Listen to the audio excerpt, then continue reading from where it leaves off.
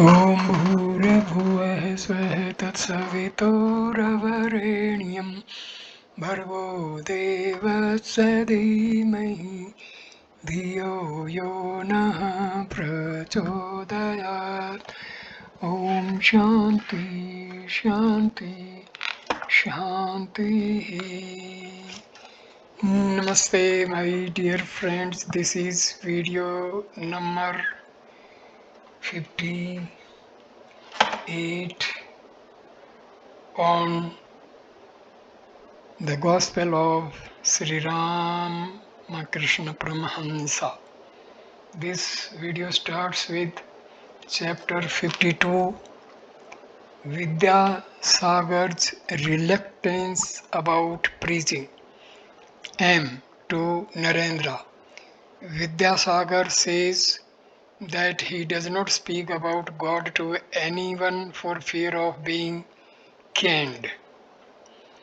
Narendra, for fear of being caned, what does he mean? M. This is what Vidyasagar says. Suppose that after death we all go to God. The emissaries of death will have sent Kesav Sen there too. Kesav Sen no doubt committed sins while he lived on earth. When that is proved, perhaps God will say, give him 25 strips. Then suppose I am taken to God. I used to go to Kesav Sen's Brahmas modes. In my earthly life, I too have committed many sins, so I too am ordered to be caned. Then suppose I say to God that I acted in that sinful way because I listened to Kesav's preaching. Thereupon God will ask his emissaries to bring Kesav back. When he is brought, the Almighty Lord will say to him, did you really preach that way? You yourself knew nothing about spiritual matters, and yet you had the hardihood to teach others about God. Emissaries give him 25 stripes more. Everybody laughed. And therefore, Vidyasagar says, I cannot take care of my own self. Should I be foolish enough to get an additional caning for misleading others? I myself do not understand God. How shall I lecture to others about Him? Narendra, how has he who could not understand God understood other things? And what other things? Narendra, he says that he has not understood God. But how then can he understand charity and doing good to others? How can he understand about the school? How can he understand about educating boys by establishing schools? How can he understand that it is right to enter the world, marry and beget children? He who rightly understands one thing understands everything else. M to himself. Yes, Sri Ramakrishna too said that he who knows God knows everything else. Furthermore, he said to Vidyasagar that leading a worldly life, establishing schools, and so on are the outcome of Rajas. The master also said that Vidyasagar's philanthropy was due to the influence of Sattva on Rajas. Such Rajas is not harmful. After their meal, the brothers of the monastery rested. M and Chunilal were conversing. Chunilal told M of his first visit to Sri Ramakrishna at Dakshineshwar. He also told him how at one time he had felt disgusted with the world and renounced it, and had wandered about in holy places. A few minutes later, Narendra came and sat by them. He asked the younger Gopal to prepare a smoke for him. The latter had been meditating. Narendra said to him, I say, prepare a smoke. What do you mean by this meditation? First of all, prepare yourself for spiritual life by serving God and holy men. Then you will be able to meditate. First of all, karma and then meditation. Everybody laughed. There was a big plot of wooded land to the west of the monastery compound. M was seated alone under a tree when suddenly Prasanna appeared. It was about 3 o'clock in the afternoon. M, where have you been all these days? Everyone has been so worried about you. Have you seen the brothers? When did you arrive? Prasanna, just now. Yes, I have seen them. M, you left a note saying that you were going to Vrindavan. We were terribly worried about you. How far did you go? Prasanna, only as far as Konnagar. Both of them laughed. M, sit down, tell me all about it. Where did you stop first? Prasanna, at the Dakshineswar temple garden. I spent one night there. M, smiling. What is Hajra's present mood? Prasanna, Hajra asked me, what do you think of me? Both laughed. M, smiling. What did you say? Prasanna, I said nothing. M, then Prasanna. Then he asked me whether I had brought tobacco for him. Both laughed. Prasanna, he wanted me to wait on him. Laughter. Where did you go next? Prasanna, by degrees I got to Konnagar. I spent the night in the open.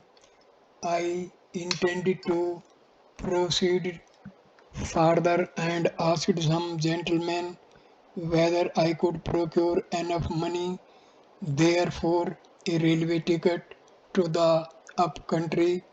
M, what did they say? Prasanna, they said, you may get a rupee or so, but who will give you the whole fare?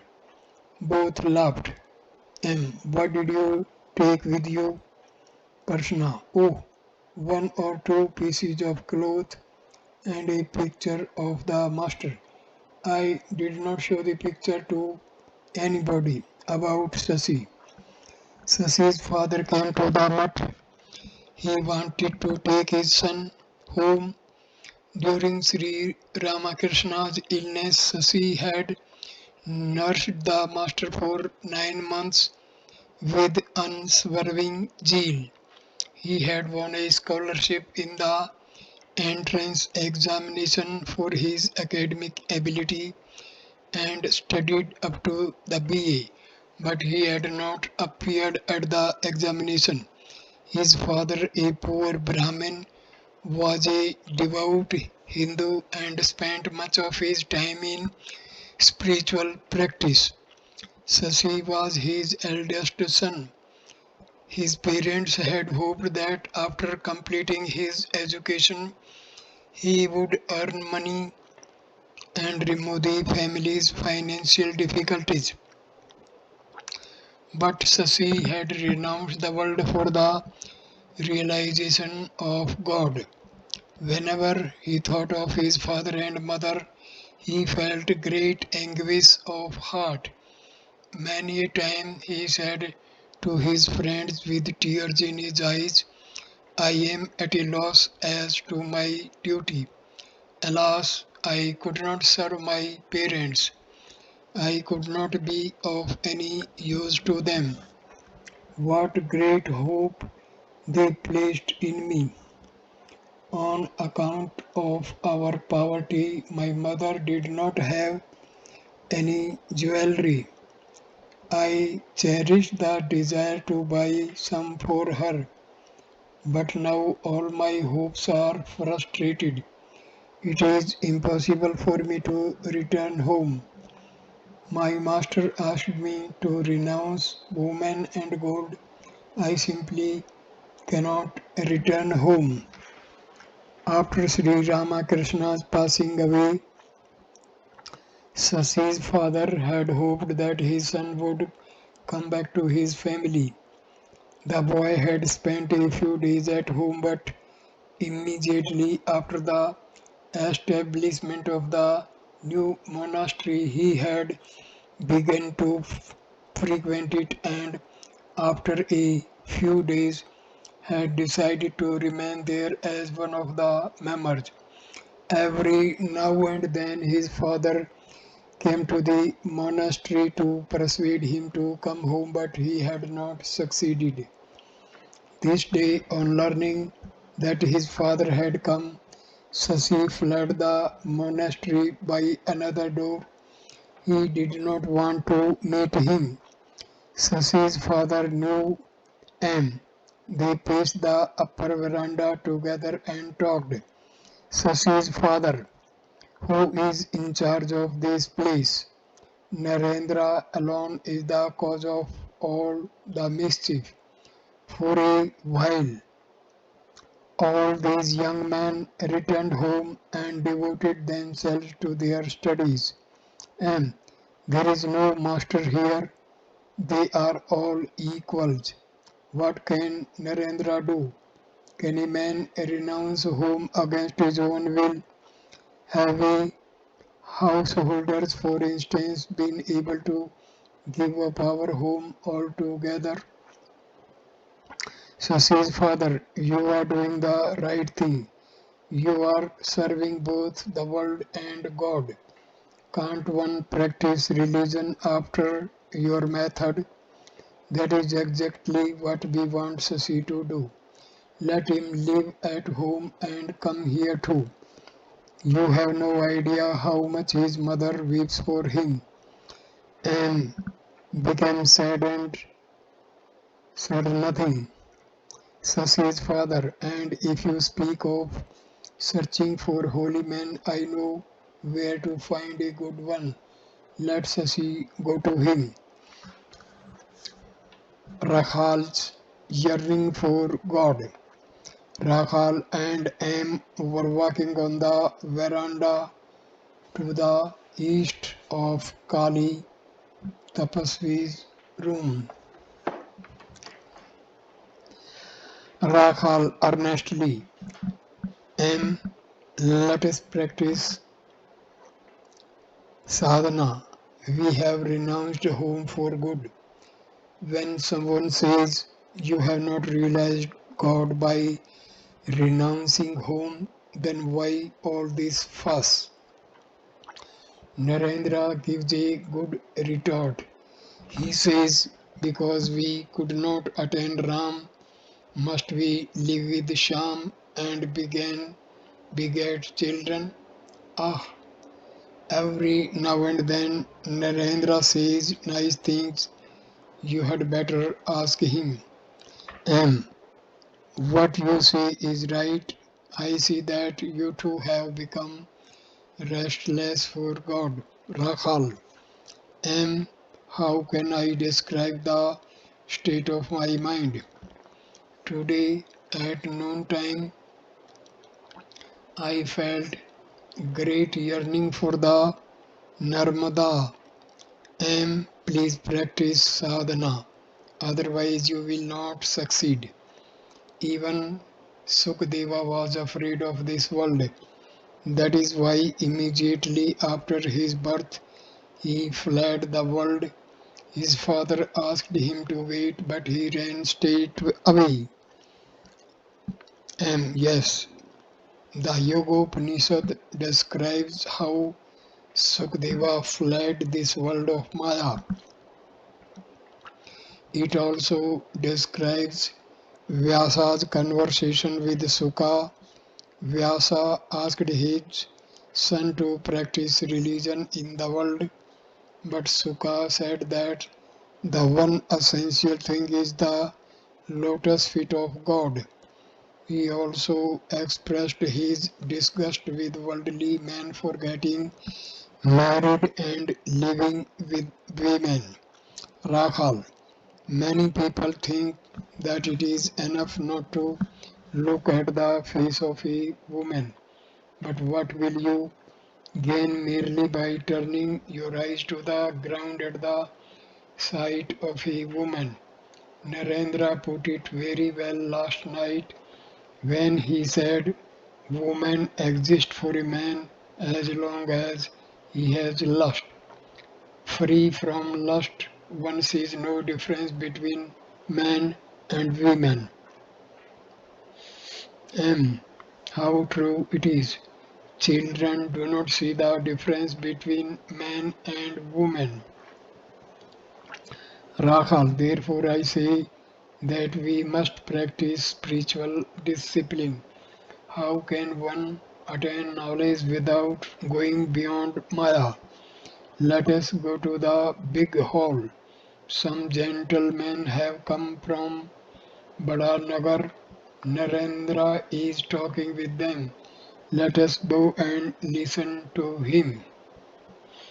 M did not enter the room. As he was pacing outside, he observed some of the conversation. Narendra, there is no fixed time or place for the sadhana, for sandhya and other devotions. Gentlemen, sir, can one realize God through spiritual practice alone? Narendra, realization depends on God's grace. Sri Krishna says in the Gita, the Lord, O Arjuna, dwells in the hearts of all beings, causing them by his Maya to resolve as if mounted on a machine. Take refuge in him with all the heart, O Bharata, by his grace with you, with by his grace wilt thou attain supreme peace and the eternal abode. Without the grace of God, mere worship and prayer do not help at all. Therefore, one should take refuge in him. Gentlemen, may we come now and then and disturb you? Narendra, please come whenever you like.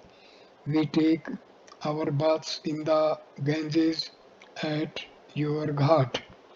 Gentlemen, I do not mind that, but please see that others don't use it.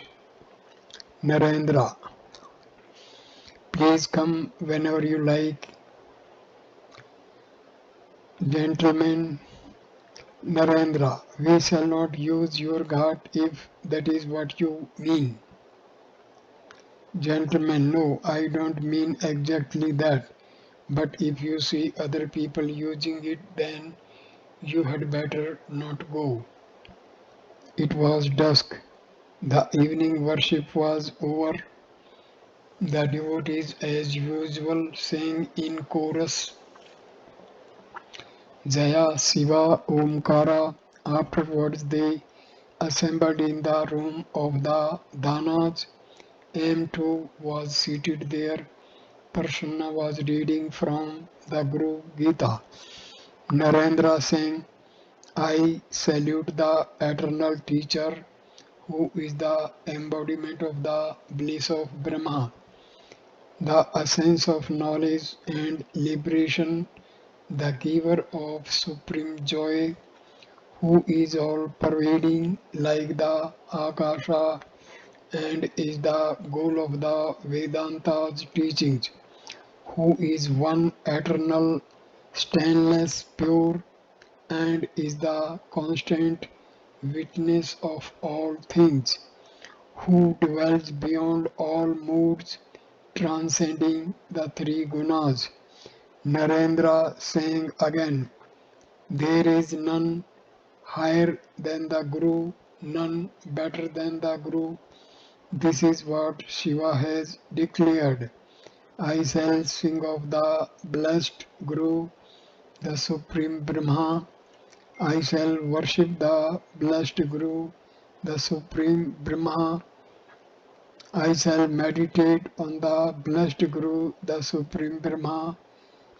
I shall bow down to the blessed Guru, the Supreme Brahma. As Narendra sang these verses from the Guru Gita in his melodious voice, the minds of the devotees became steady like a candle flame in a windless place. Rahal was seated in Kali Tapasvi's room. Parsana sat near him and too was there. Rahal had renounced the world, leaving behind his wife and child. A fire of intense renunciation burned day and night in his heart. He was thinking seriously of going away by himself to the bank of Narmada or some other holy place. Still, he was trying to persuade Parsana not to run away from the monastery.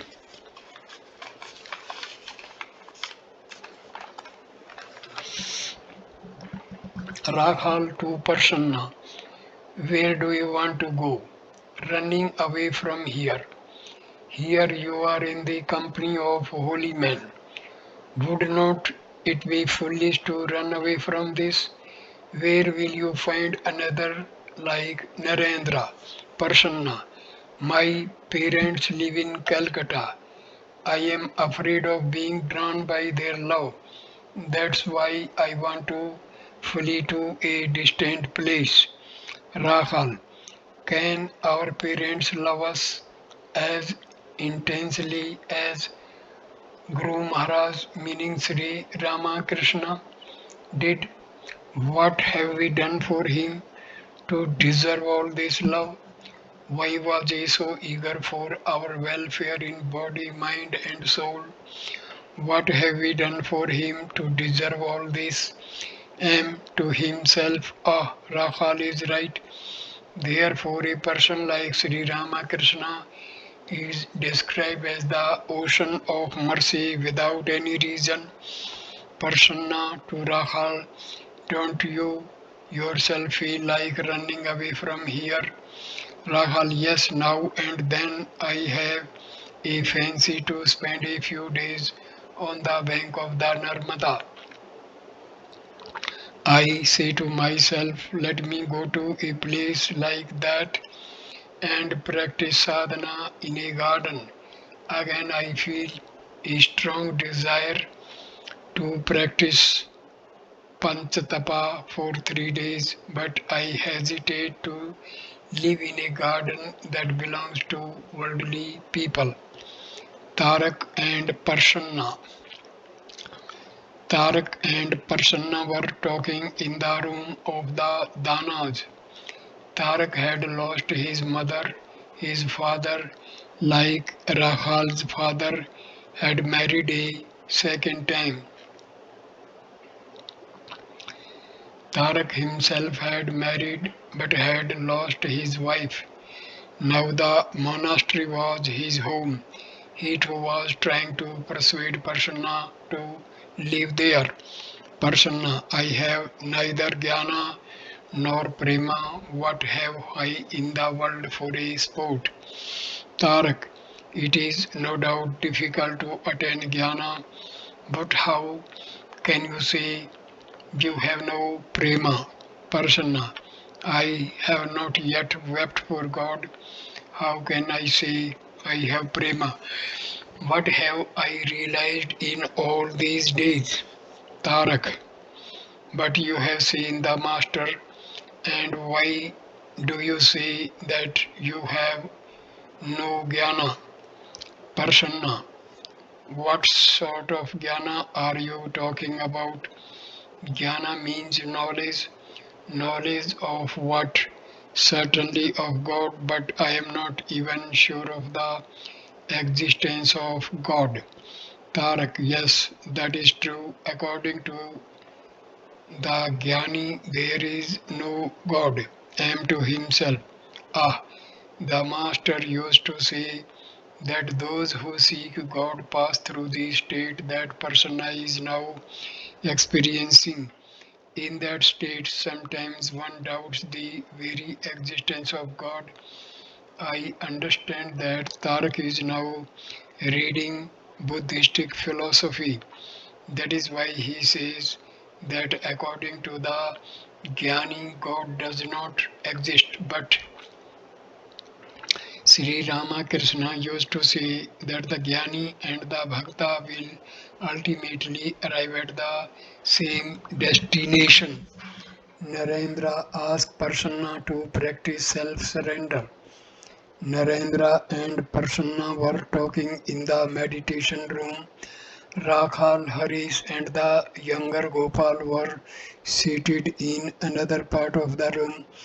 After a while, the elder Gopal came in. Narendra was reading from the Gita and explaining the verses to Prasanna. The Lord, O Arjuna, dwells in the hearts of all beings, causing them by his Maya to revolve as if mounted on a machine. Take refuge in him with all thy heart, O Bharata. By his grace will thou attain supreme peace, and thou take refuge in me alone.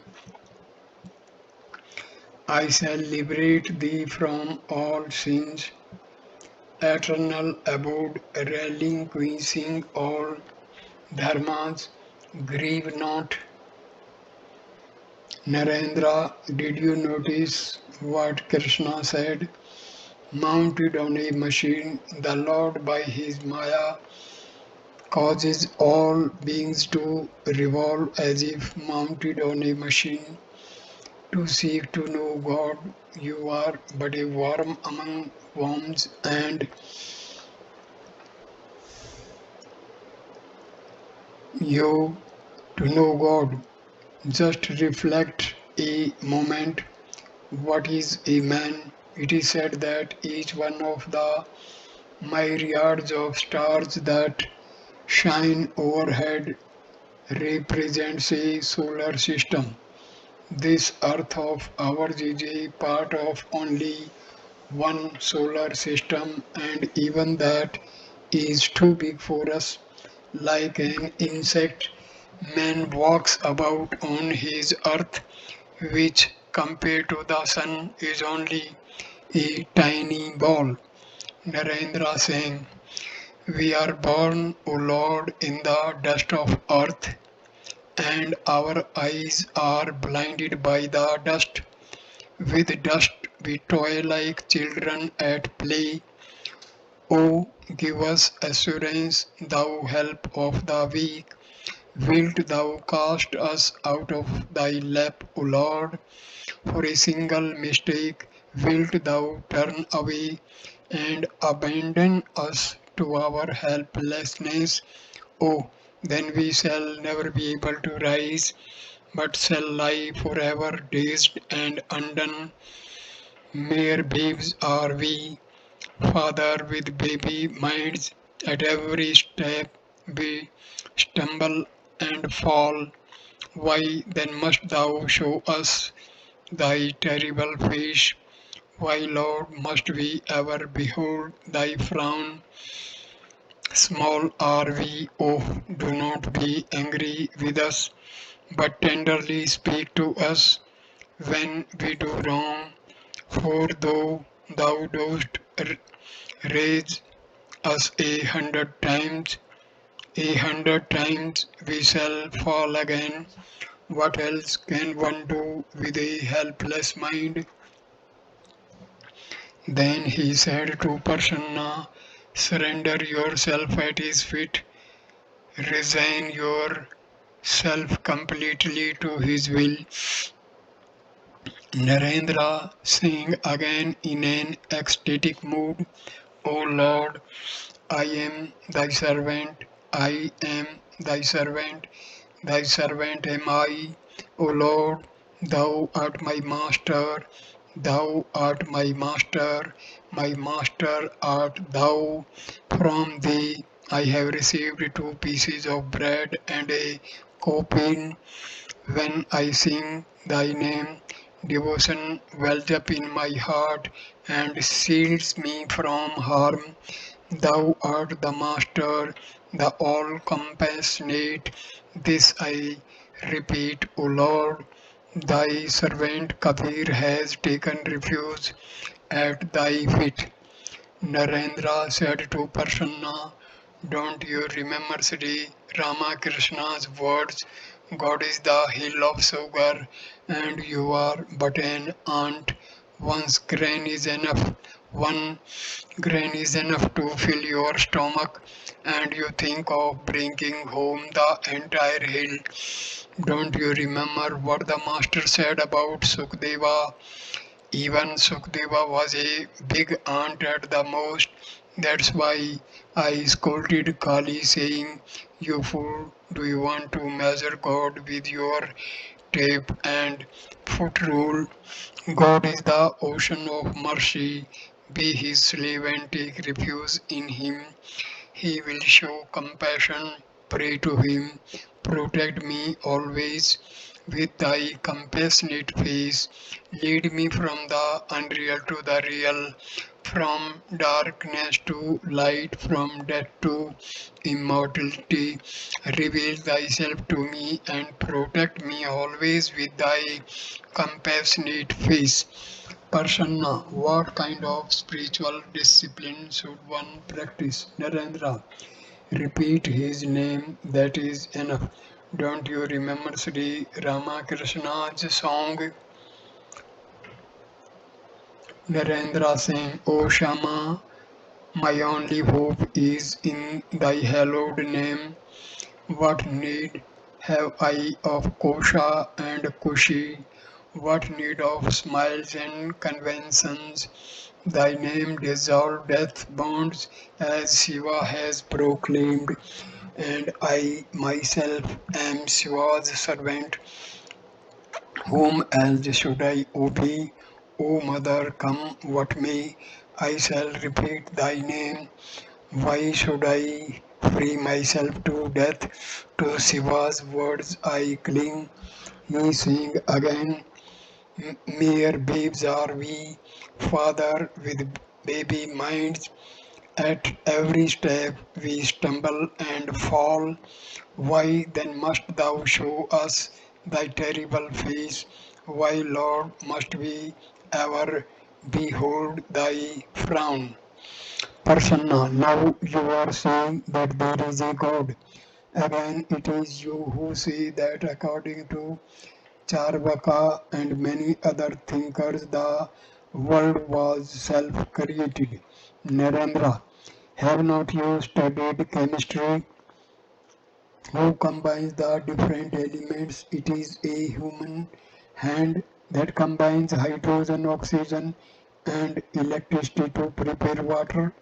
Everybody admits the existence of an intelligent force, a force that is the essence of knowledge and that guides all these phenomena. Prasanna, how are we to know that God is kind? Narendra, the Vedas say that which is thy compassionate face. Johann Stuart Mill said the same thing. He said, how much kindness must he have who has implanted kindness in the hearts of men? The Master used to say, faith is the one essential thing. God exists, which is very near us. Through faith alone one sees him. Narendra Singh, where are you seeking me? My servant, I am very close to you. Far away you still are seeking, though I am so very near. I am not in skin or hair, I am not in bones or flesh, not in mosque and not in temple, not in Kasi or Kailash. Never will you come on me in Ayodhya or Dwarka, but you will be sure to find me if you search where faith abides, not in pleasant task or yoga, not in vairagya or sannyas. Yet I come without delaying if you only search for me. Prasanna. Sometimes you say that God does not exist, and now you are saying all these things. You are not consistent. You keep changing your opinions.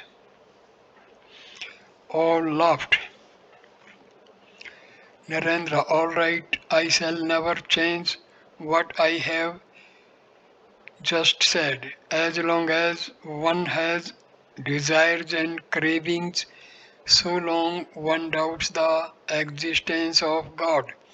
A man cherishes some desire or other. Perhaps he has the desire to study or pass the university examination or become a scholar, and so forth and so on. Narendra sang again in a voice choked with emotion. Hail to thee, our God and Lord. Hail, giver of every blessing. Hail, thou giver of good. O Redeemer from fear, from danger and suffering. Upholder of the worlds. Hail, Lord, victory to thee. Unfathomable and infinite, immeasurable, beyond compare. O God, none equals thee, Lord of the universe, O all-pervading truth, thou the Atma supreme. Hail Lord, victory to thee, O thou the all-compassionate one, adored by the whole universe. I bow before thy feet. Thou art the only refuge in life and death, O Lord. Before thy feet I bow. Hail, Lord, victory to thee. This is our only prayer. O Lord, what other boon can we implore? Thus do we pray to thee. Grant us true wisdom here and in the life hereafter. Reveal thyself to us. Hail, Lord, victory to thee. Again Narendra Singh describing how we how very near God is to us, as near as the musk to the deer, and exhorting his brother disciples to drink deep from the cup of divine bliss, drinking the bliss of Hari from the cup of prema. Sadhu, be intoxicated. Childhood you spent in crank and youth in women's control. Now in your old age, full of phlegm and wind, you wait for the funeral couch to bear you to the cremation ground. Within the musk deer's navel, the fragrant musk is found. But how can you make it understand without the proper teacher to guide him on his way? Man too is blindly roaming through the world, deluded as the foolish deer that wanders round, wanders round and round the woods. Am heard all this from the veranda. Narendra got up as he left the room. He remarked, "My brain is heated by talking to these youngsters." He met M on the veranda and said, "Please let us have a drink of water." One of the members of the mutt said to Narendra, "Why then do you say that God does not exist?" Narendra laughed. Monday, May 9, 1987. The next morning, M was sitting alone under a tree in the garden. He said to himself, "Sri Ramakrishna has made the brothers of the monastery renounce women and gold. Oh, how eager they are to realize God. This place has become a veritable Vaikuntha, and the brothers living here are embodiments of Narayana. It is not many days since the master passed away. That is why all the ideas he stood for are there, almost intact. The same Ayodhya, only Rama is not there. The master has made these brothers renounce their homes. Why has he kept a few in the world? Is there no way of liberation for them? Narendra's longing for God vision. From a room upstairs, Narendra saw M sitting alone under the tree. He came down and said with a smile, "Hello, M, what are you doing?" After a little conversation, M said to him, "Ah, you have such a sweet voice. Please sing a hymn." Narendra sang the following hymn to Shiva, in which the devotee prays for forgiveness for his sins. Even before I saw the light of this world, my sins from previous births, though which I passed because of desire for the fruit of my deeds, punished me as I lay in my mother's womb. There I was boiled in the minds of filthy things. Who can describe the pain that afflicts the child in its mother's womb? Therefore, O Shiva, O Mahadeva, O Shambhu, forgive me. I pray for my transgressions.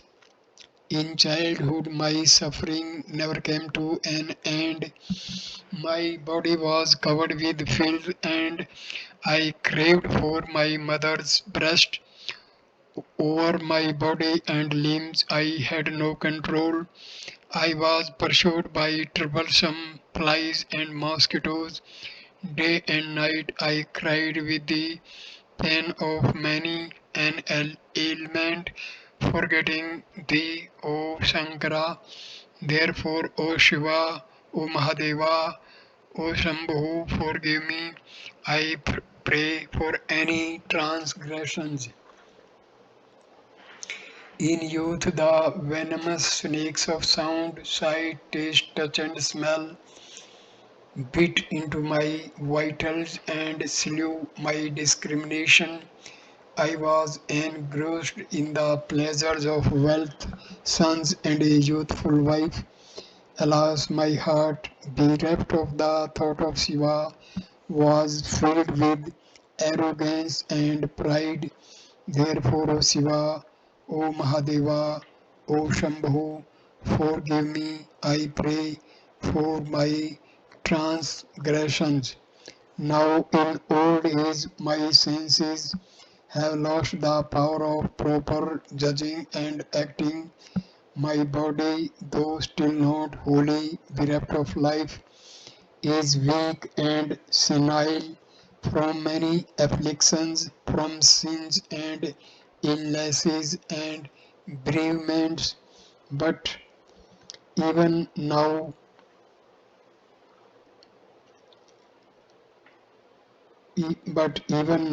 my mind, instead of meditating on Shiva, runs after vain desires and hollow delusions. Therefore, O Shiva, O Mahadeva, O Shambhu, forgive me. I pray for my transgressions. The duties laid down in the Smriti, perilous and abstruse, are now beyond me. How can I speak of the Vedic injunctions for Brahmins as means for attaining Brahma? Never yet have I rightly grasped through discrimination the meaning of hearing the scriptures from the Guru and reasoning on his instruction. How then I speak of reflecting on truth without interruption. Therefore, O Shiva, O Mahadeva, O Shambhu, forgive me, I pray for my transgressions.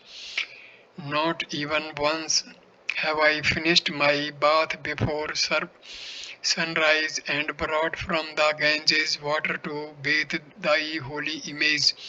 Never from the deep woods have I brought the sacred Vilva leaves for the worship, nor have I gathered full blown lotuses from the lakes, nor ever arranged the lights and the incense for worshipping thee. Therefore, O Shiva, O Mahadeva, O Shambhu, forgive me. I pray for my transgressions. I have not bathed thine image with milk and honey, with butter and other oblations. I have not decked it with fragrant sandal paste. I have not worshipped thee with golden flowers, with incense, with camphor flame and savory offerings. Therefore, O Shiva, O Mahadeva, O Shambhu, forgive me. I pray for my transgressions. I have not made rich gifts to the Brahmins, cherishing in my heart, O Mahadeva, thy sacred form. I have not made in the sacred fire the millions oblations of butter, repeating the holy mantra given to me by my Guru. Never have I done penance along the Ganges with japa and study of the Vedas. Therefore, O Shiva, O Mahadeva, O Shambhu, forgive me. I pray for my transgressions. I have not sat in the lotus posture, nor have I ever controlled the prana along the Susumana, repeating the syllable Om. Never have I suppressed the turbulent waves of my mind, nor merged the self effulgent Om in the ever shining witness consciousness, whose nature is that of the highest Brahma. Nor have I in Samadhi meditated on Shankara, who dwells in every form as the inner guide. Therefore, O Shiva, O Mahadeva, O Shambhu, forgive me. I pray for my transgressions.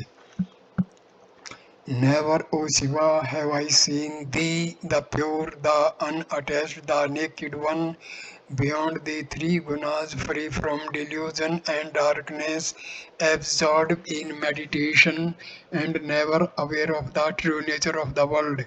Nor with a longing heart have I meditated on thine auspicious and sin destroying form. Therefore, O Shiva, O Mahadeva, O Shambhu, forgive me, I pray for any transgressions. O mind, to gain liberation, concentrate wholly on Shiva, the sole reality underlying the worlds, the giver of good, whose head is illumined by the crescent moon and in whom here the Ganges is hidden, whose fire darting eyes consumed the god of earthly love, whose throat and ears are decked with snakes, whose upper garment is a comely elephant skin. Of what avail are all the other rituals, O mind? Of what avail are wealth or horses, elephants or a kingdom? Of what avail the body or a house? Know all these to be but momentary and quickly shun them.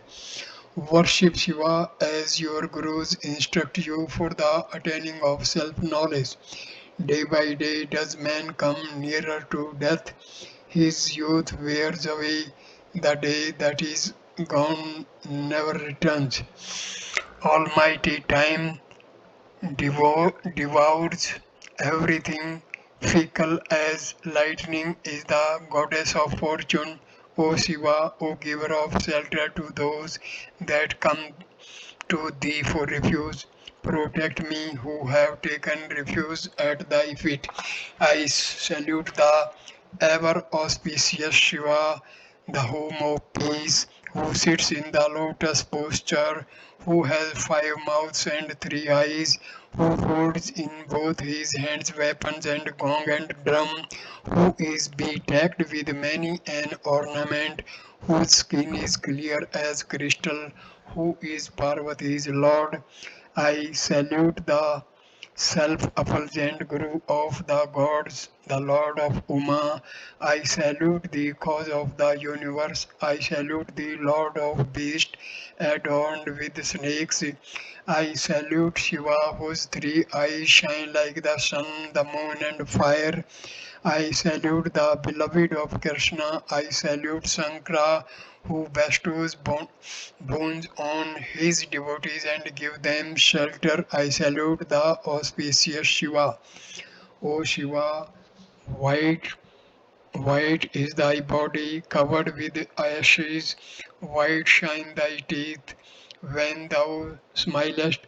Where is the skull thou holdest in thy hand? White is the club which threatens the wicked. White is the bull on which thou ridest. White are the rings that hang from thine ears. White appear thy matted locks covered with the form of Ganges.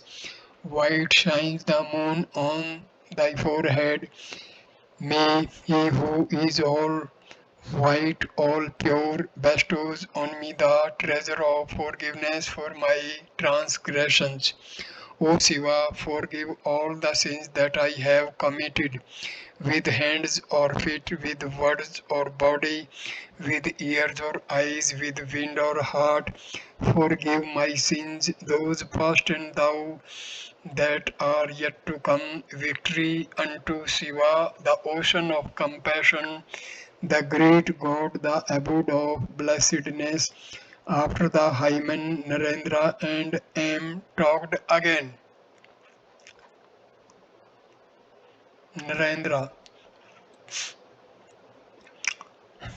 you may speak of leading a detached life in the world and all that, but you will not attain anything unless you renounce woman and gold. Don't you feel disgusted with your wife's body?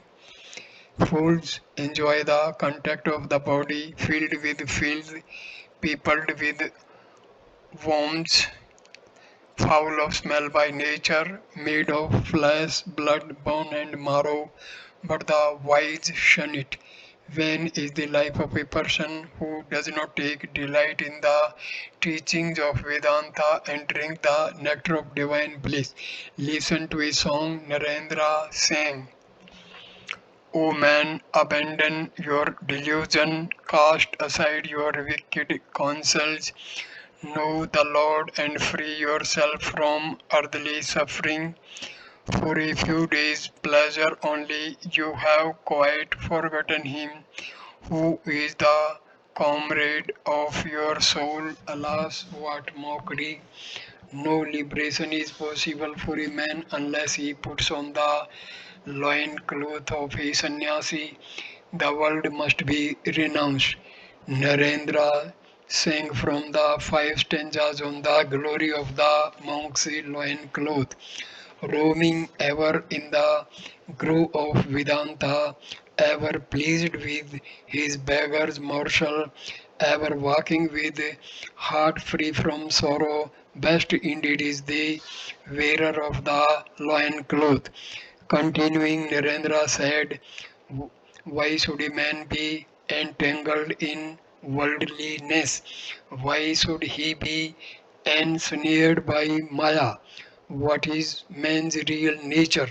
He is the blessed Shiva, the embodiment of bliss and spirit. He sang Sankaracharya's 6 stanzas on Nirvana. Om, I am neither mind, intelligence, ego, nor chitta, neither ears nor tongue, nor the sense of smell and sight, nor am I either earth, fire, water, or air. I am pure knowledge and bliss. I am Shiva. I am Shiva. Narendra recited another hymns, the 8 stanzas on the glory of Krishna. I am consumed with false desires and wrapped in the sleep of lust. Save me, Madhusudana. Thou art my only refuge, Lord. I have no other salvation. I am entrapped in the mire of sin. O Madhusudana, redeem me. I am ensnared in the net of love for children, wife, and home. Save me, O Madhusudana. I am without devotion, helpless, smitten by wrong desire, afflicted with grief and misery. O Madhusudana, redeem me. Lord, I have neither master nor place of shelter to call my own. Save me, O Madhusudana. Utterly wearied out I am by all this going and coming along the endless road of life. O Madhusudana, redeem me from this hard and unavailing journey through life and death. Save me, O Madhusudana. Many the births that I have seen in many a bodily form, and painful it is in the mother's womb. O Madhusudana, redeem me. To thee I come from, I come for salvation out of the cycle of existence. Save me, O Madhusudana, for I am terrified alike the old days of death. I come I come to thee for shelter, Lord. O Madhusudana, redeem me. Never a good deed have I done, but many have been my sins. Save me, O Madhusudana. Headlong have I fallen into the mire of worldliness. Countless the births I have endured. O Madhusudana, redeem me. I have loaded it over man, but happiness is not there. Save me, O Madhusudana. What my words have promised, my deeds have never carried out. Lord, I am full of wretchedness. O Madhusudana, redeem me. If as a man or a woman I must be born again and again, save me, O Madhusudana. May my devotion be unswerving to thy feet, O Lord, from the delusion of this world. O Madhusudana, redeem me. And remained spellbound as he listened to these hymns sung by Narendra. He said to himself, how intense Narendra's dispassion is. This is how he has infused the spirit of dispassion into the hearts of the other brothers of the monastery. The very contact with them awakens in the hearts of the master's household devotees the desire for renunciation of woman and gold. Oh, how blessed are these all renouncing brothers! Why has the Master kept us few in the world? Will He show us a way? Will He give us the spirit of renunciation? Or will He delude us with worldliness? After a meal, all were resting. The elder Gopal was copying some songs. Niranjan was on a visit to his mother. Sarat, Baburam and Kali were in Puri. Narendra with one or two brothers left for Calcutta. He had to see his last shoot.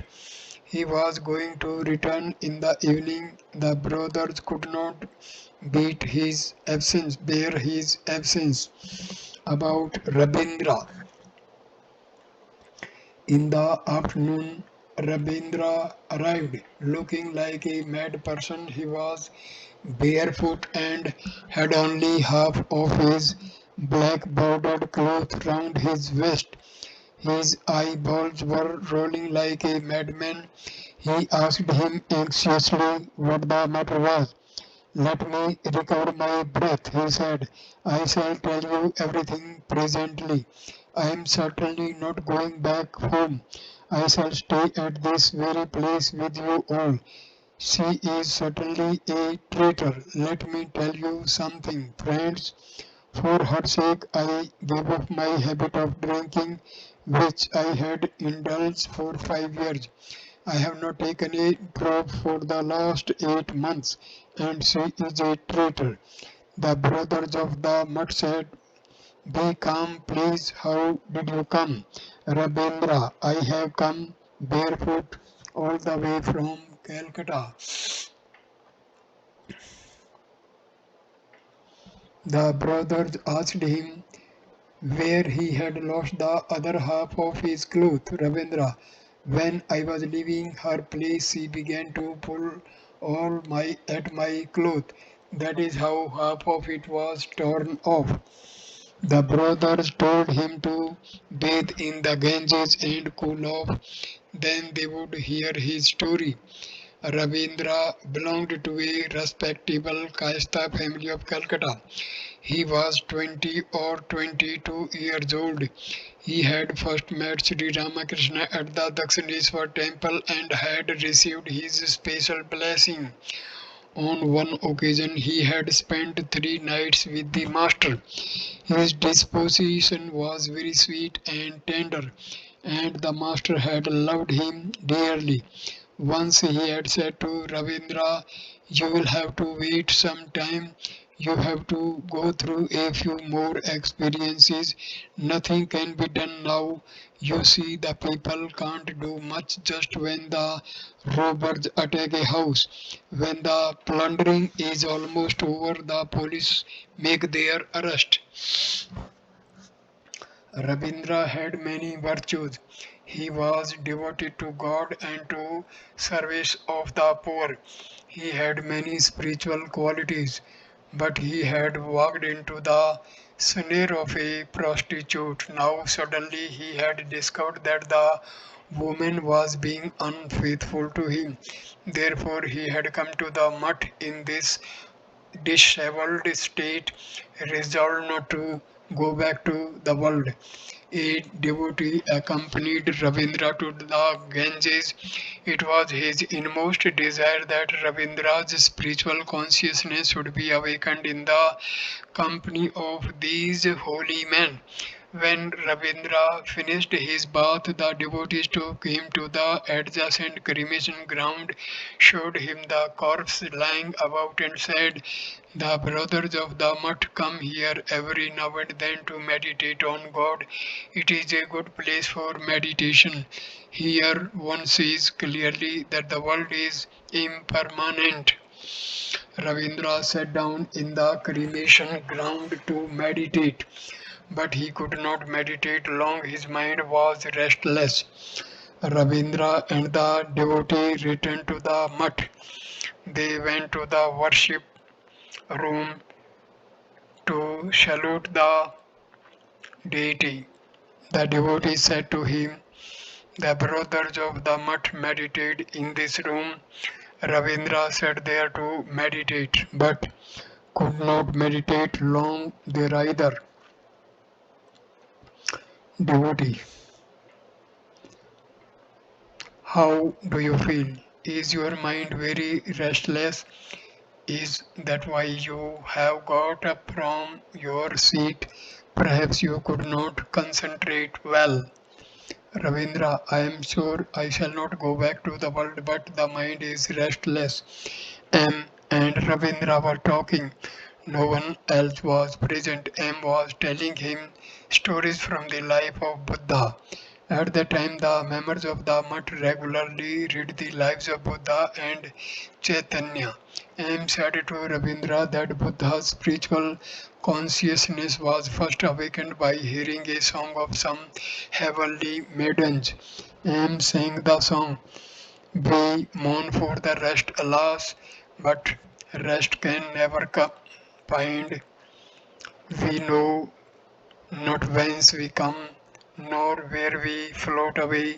Time and again we tread this round of smiles and tears.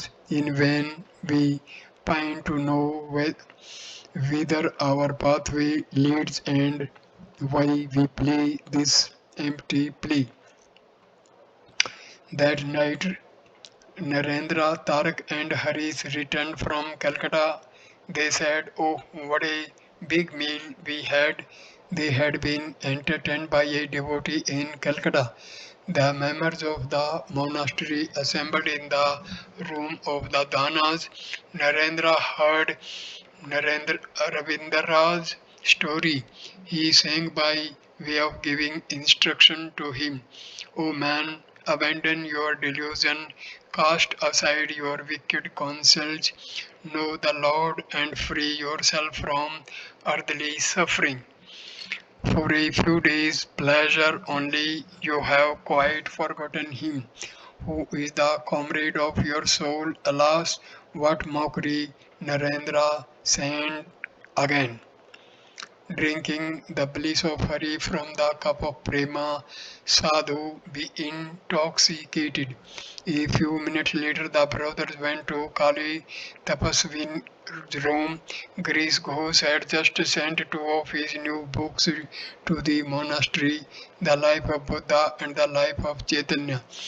Since the founding of the new mutt, Sasi had devoted himself heart and soul to the worship and services of the Master. All were amazed at his devotion. Just as he had tended Sri Ramakrishna's physical body during his illness, so now, with the same unswerving zeal, he worshipped the Master in the shrine room. A member of the monastery was reading aloud from the lives of Buddha and Chaitanya. He was a little sarcastic while reading Chaitanya's life. Narendra snatched the book from his hand and said, "That is how you spoil a good thing." Narendra read the chapter describing how Chaitanya gave his love to all, from the Brahmin to the Priya. A brother, I say that one person cannot give love to another person. Narendra, but the master gave it to me. Brother, well, are you sure you have it? Narendra, what can you understand about love? You belong to the servant class. All of you must serve me and massage my feet. Don't flatter yourself by thinking you have understood everything. Now go and prepare a smoke for me. All laughed. The brother, I surely will not. And to himself, Sri Ramakrishna has transmitted metal to all the brothers of the mutt. It is no monopoly of Narendra's. Is it possible to renounce women and gold without the inner fire? May 10, 1887. It was Tuesday, a very auspicious day auspicious day for the worship of the divine, the mother. Arrangements were being made for her special worship at the monastery. M was going to the Ganges to take his bath. Ravindra was walking alone on the roof. He heard Narendra singing the six stanzas on Nirvana. Death or fear I have none, nor any distinction of caste, neither father nor mother, nor even a birth have I, neither friend nor comrade, neither disciple nor guru. I am pure knowledge and bliss. I am Shiva, I am Shiva. I have no form or fancy, the all pervading am I, everywhere I exist, yet I am beyond the senses, neither salvation am I nor anything that may be known. I am pure knowledge and bliss. I am Shiva, I am Shiva. Ravindra went to the Ganges to take his bath. Presently he returned to the monastery clad in his wet clothes. Narendra said to M in a whisper, he has bathed in the Ganges. It would be good to initiate him now into sannyas. Both Narendra and M smiled. Prasanna asked Ravindra to change his wet cloth and give him a dry girva cloth. Narendra said to M, now he is going to put on the cloth of renunciation. M with a smile. What kind of renunciation, Narendra? Why? The renunciation of women and gold. Ravindra put on the ochre cloth and entered Kali Tapasvi's room to meditate.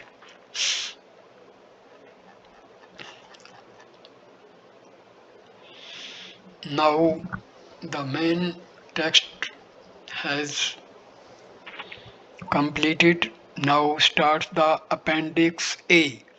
Kesab at Dakshineswar. Saturday, January 1, 1881.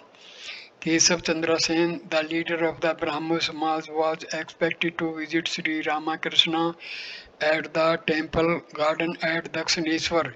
With the master were many Brahmo celebrities, Pratap, Triloka, Jayagopal, and others. It was only a few days before the annual festival of the Brahmo Samaj, and the Brahmos were eagerly awaiting the arrival of their leader, who was to come by steamer. They were restless and talking rather noisily. Ram, Manomohan, and several other devotees of the master were also there. Kesav's reverence for the master. At last, Kesav entered the master's room with two fruits and a bouquet of flowers in his hands. Touching the master's feet, he laid the offering at his side. Then he saluted Sri Ramakrishna with great reverence, bowing very low before him. Bowing very low before him, Sri Ramakrishna returned in like manner his distinguished visitor's salutation. Then he laughingly began the conversation. Kesav, master, you, Kesav, want me, but your disciples don't. I was saying to them, let us be restless. Then Govinda will come. To Kesav's disciples, see, here is your Govinda. We have been showing signs of restlessness all this while to set the stage for your arrival. It is not easy to have the vision of Govinda. You must have noticed in the Krishna Yatra that Narada enters Vrindavan and prays with great yearning, O Govinda, O my soul, O life of my life. And then Krishna comes on the stage with the cowherd voice, followed by the gopis. No one can see God without that yearning.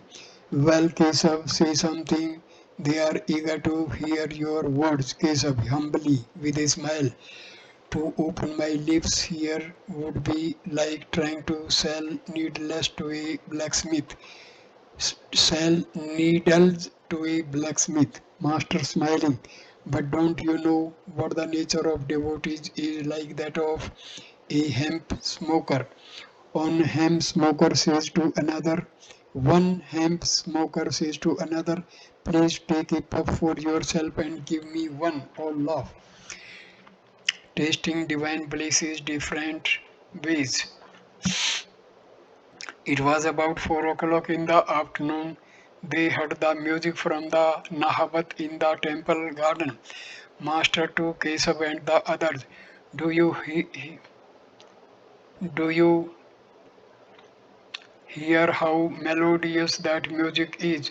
One player is producing only a monotonous on his flute, while another is creating waves of melodies in different ragas and ragnis. That is my attitude. Why should I produce only a monotone when I have an instrument with 7 holes? Why should I say nothing but I am he, I am he? I want to play various melodies on my instrument with 7 holes. Why should I say only Brahma, Brahma? I want to call on God through all the moods, through Santa, Dasha, Sakhya, Vatsalya, and Madhur. I want to make merry with God. I want to sport with God. Kesav listened to these words with wonder in his eyes and said to the Brahmo devotees, I have never before heard such a wonderful and beautiful interpretation of jnana and bhakti. Kesav to the master, how long will you hide yourself in this way?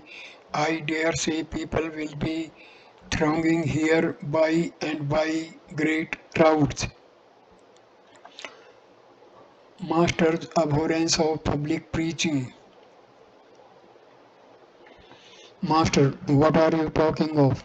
I only eat and drink and sing God's name. I know nothing about gathering crowds. Hanuman once declared, I know nothing about the day of the week of the position of the moon and stars in the sky. I simply meditate on Rama. Kesav, all right, sir, I shall gather the crowd, but they all must come to your place. Master, instruct about humility. Master, I am the dust of everybody's feet. If only he is gracious enough to come here, he is welcome. Kesav, whatever you may say, sir, your advent cannot be in vain. In the meantime, the devotees had arranged a kirtan. Many of them had joined it. The party started at the Panchavati and moved towards the master's room. Here they blew the horn, Gopalas played the drum, and 2 devotees played the cymbals.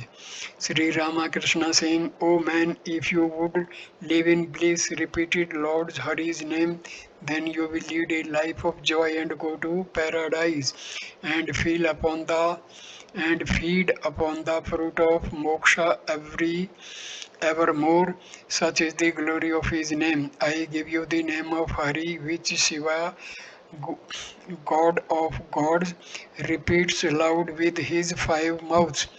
The master danced with the strength of a lion and went into samadhi.